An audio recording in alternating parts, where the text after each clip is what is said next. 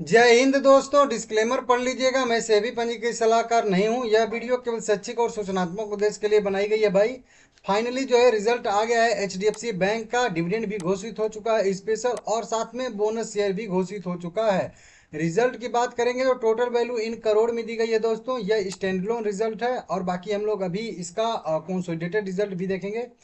देखिए, इस बार अगर इस कंपनी को अगर कहेंगे तो इंटरेस्ट से जो इनकम हुई है वो अच्छी खासी हुई है। सब कुछ अगर टोटल इनकम हम लोग जोड़ के यहाँ पे देखेंगे तो कंपनी को लगभग 99,200 करोड़ के आसपास का इनकम हुआ है, जबकि पिछली बार यह जो है 89,487 करोड़ था, और इसके सेम क्वार्टर में 83,700 करोड़ था। तो कुल मिला के इस बार जो है कंपनी को अच्छा खासा टोटल इनकम होता हुआ हम लोगों को दिख रहा है। अगर टोटल एक्सपेंसेस की बात करेंगे तो 63,466 करोड़ का इसका जो है इस बार खर्चा आया है, जबकि पिछले क्वार्टर में 62,951 करोड़ का खर्चा था, और इसके सेम क्वार्टर में 59,816 करोड़ का खर्चा आया था। ऑपरेटिंग प्रॉफिट की बात करेंगे दोस्तों यहाँ पे तो 35,733 करोड़ का जो है कंपनी को ऑपरेटिंग प्रॉफिट इस बार हुआ है, जबकि पिछली क्वार्टर में कम था, 26,536 करोड़ था, और इसके सेम क्वार्टर में तो और कम था, 23,883 करोड़ के आसपास का था। वहीं पर सीधा सीधा अगर net profit of the period की बात करेंगे दोस्तों यहाँ पे तो इस बार कंपनी को 18,155 करोड़ का नेट प्रॉफिट हुआ है, जबकि पिछली क्वार्टर में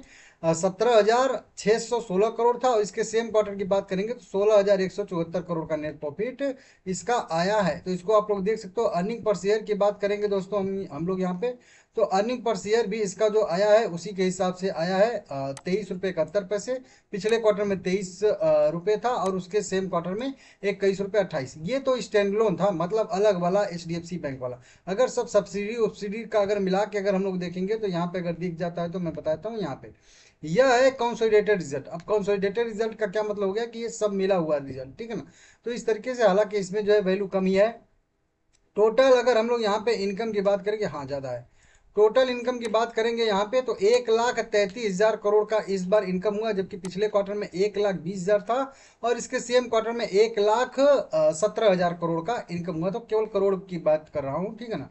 वहीं पे अगर एक्सपेंसेस की बात करेंगे टोटल तो यहाँ पे 96,000 या 97,000 करोड़ के आसपास का खर्चा आया था। पिछले क्वार्टर में 90,000 करोड़ के आसपास खर्चा आया था, और इसके सेम क्वार्टर में 91,000 करोड़ के आसपास का खर्चा आया था। ऑपरेटिंग प्रॉफिट की बात करेंगे तो 36,000 करोड़ के आसपास का ऑपरेटिंग प्रॉफिट इस बार हुआ है।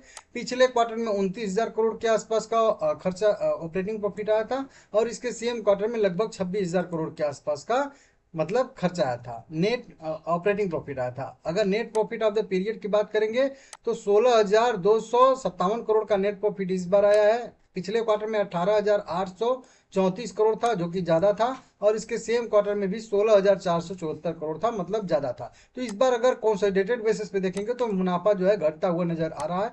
अर्निंग पर शेयर 21 रुपया 23 पैसे पे सिमट गया, जबकि पिछली बार जो है 24 रुपया 62 पैसे था, और इसके सेम क्वार्टर में 21 रुपये 68 पैसे के आसपास था। तो ये तो हो गया रिजल्ट की बात। मतलब स्टैंड लोन बेसिस पे रिजल्ट वीक आया है, और कंसोलिडेटेड स्टैंडअलोन बेसिस पे रिजल्ट जो है वो अच्छा आया है। कंसोलिडेटेड बेसिस पे रिजल्ट जो है वो वीक आया है।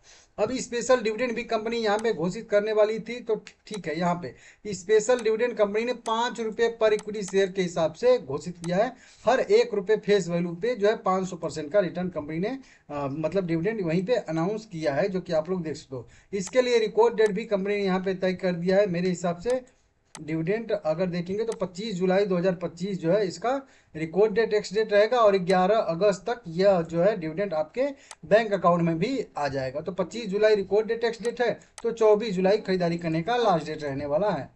वहीं पे बात करेंगे अगर हम लोग इसके बोनस की, तो देखिए यहाँ पे कंपनी ने बोनस शेयर भी जारी किया है, बोनस शेयर भी घोषित किया है।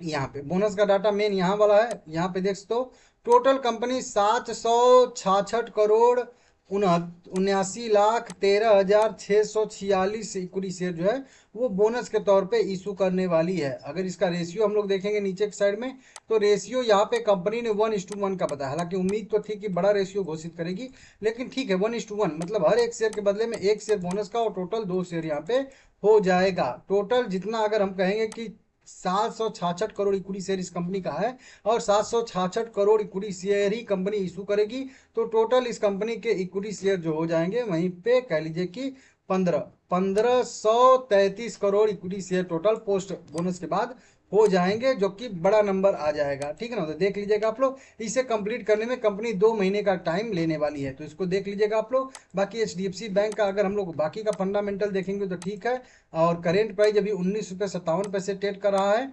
बाकी चार्ट में भी अच्छी खासी रिकवरी के बाद साइडवेज हुआ है, तो देख लीजिएगा। बाकी और अपडेट आएगा तो मैं आप लोगों को बताऊंगा, ठीक है ना।